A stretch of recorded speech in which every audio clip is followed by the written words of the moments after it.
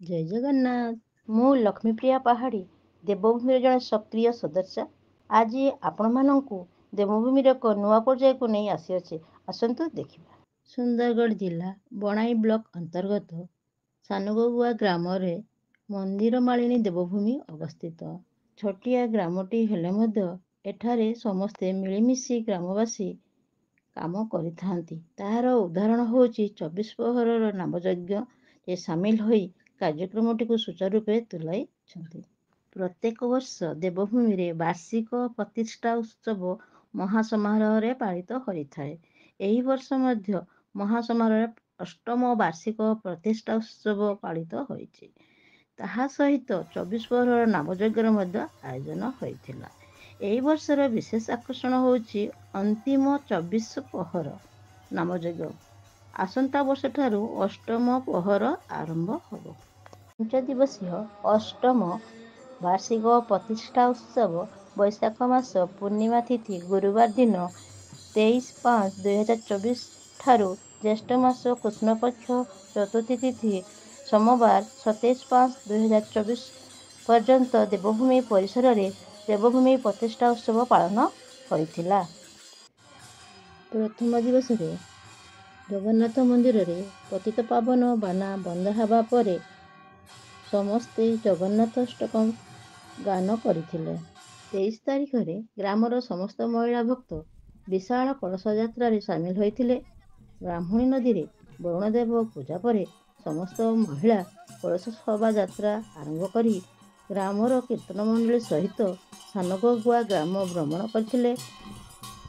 ମଣ୍ଡଳୀରେ ସମସ୍ତ ଭକ୍ତ ବିଶ୍ୱ ଶାନ୍ତି ପାଇଁ କାମନା କରି ସଂକଳ୍ପ କରିଥିଲେ।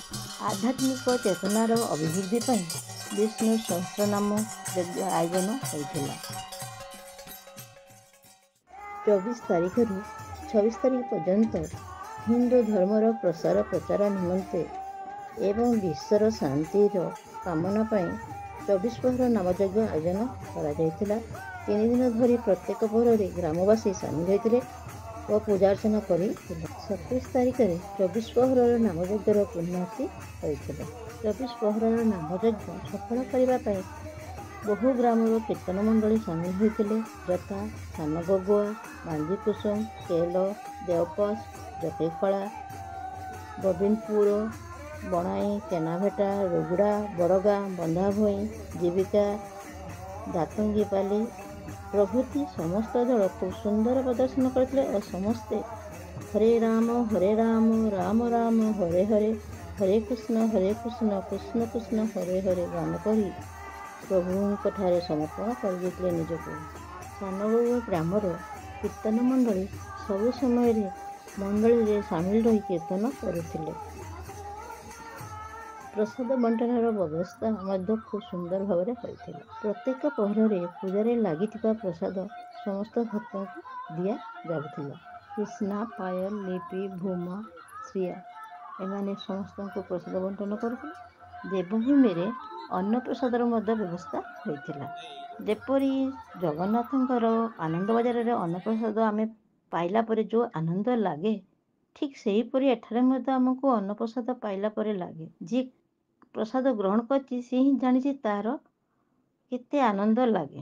ମଧ୍ୟାହ୍ନ ସମୟରେ ଅରୁଆ ଅନ୍ନ, ଡାଲମା, ଆମ୍ବ ଖଟା ହୋଇଥିଲା। ପୂର୍ଣ୍ଣାହୁତି ଦିନ ମଧ୍ୟାହ୍ନ ଭୋଜନରେ ଟିକେ ଅଲଗା ହୋଇଥିଲା। ସେଇଦିନ ହୋଇଥିଲା ଅରୁଆ ଅନ୍ନ, ଡାଲମା, ଆମ୍ବ ଖଟା, ଘାଣ୍ଟ ତରକାରୀ, କ୍ଷୀରି, ପାମ୍ପଡ଼ ଭଜା, ବାଇଗଣ ଭଜା। ସମସ୍ତେ ଖୁବ୍ ଆନନ୍ଦରେ ଖାଇଲେ ଓ ତୃପ୍ତି ଅନୁଭବ କଲେ। ତାରିଖରେ 24 ପ୍ରହରର ନାମଯଜ୍ଞର ପୂର୍ଣ୍ଣାହୁତି ହୋଇଥିଲା। ସମସ୍ତ ଭକ୍ତ ନିଜର ମନୋକାମନା ପୂର୍ଣ୍ଣ ପାଇଁ ପୂର୍ଣ୍ଣାହୁତି ଯଜ୍ଞରେ ନଡ଼ିଆ ସମର୍ପଣ କରିଥିଲେ। ପରେ ନଗର କୀର୍ତ୍ତନ ଦଧିଭଣ୍ଡ ଆୟୋଜନ ହୋଇଥିଲା। ନଗର କୀର୍ତ୍ତନ ସମୟରେ ପ୍ରଭୁଙ୍କୁ ଦର୍ଶନ କରି ବହି ନେଇଥିଲେ ଭକ୍ତମାନେ। ମହା ଆନନ୍ଦ ଉଲ୍ଲାସରେ ନଗର କୀର୍ତ୍ତନ ହୋଇଥିଲା। ଶେଷରେ ମଣ୍ଡଳୀରେ ଦଧିଭଣ୍ଡ ଭଙ୍ଗା ହୋଇଥିଲା ଓ ସମସ୍ତେ ଆନନ୍ଦ ଉଲ୍ଲାସରେ ନାଚି ଉଠିଥିଲେ। ପ୍ରଭୁ ଶ୍ରୀ ଜଗନ୍ନାଥଙ୍କ କୃପାରୁ 24 ପ୍ରହର ନାମଯଜ୍ଞ ଖୁବ୍ ସୁନ୍ଦର ଭାବରେ ସମାପନ ହୋଇଥିଲା। ଜଗତର ନାଥ ଜଗନ୍ନାଥ ବିଶ୍ୱର କଲ୍ୟାଣ କରନ୍ତୁ, ବିଶ୍ୱରେ ଶାନ୍ତି ପ୍ରତିଷ୍ଠା ହେଉ, ଏବଂ ହିନ୍ଦୁ ଧର୍ମର ପ୍ରସାର ପ୍ରଚାର ହଉ ଏବଂ ସମସ୍ତେ ନିରୋଗ ଜୀବନଯାପନ କରନ୍ତୁ, ଏହା ହିଁ କାମନା। ଜୟ ଜଗନ୍ନାଥ, ଜୟ ଶ୍ରୀରାମ, ଜୟ ଦେବଭୂମି।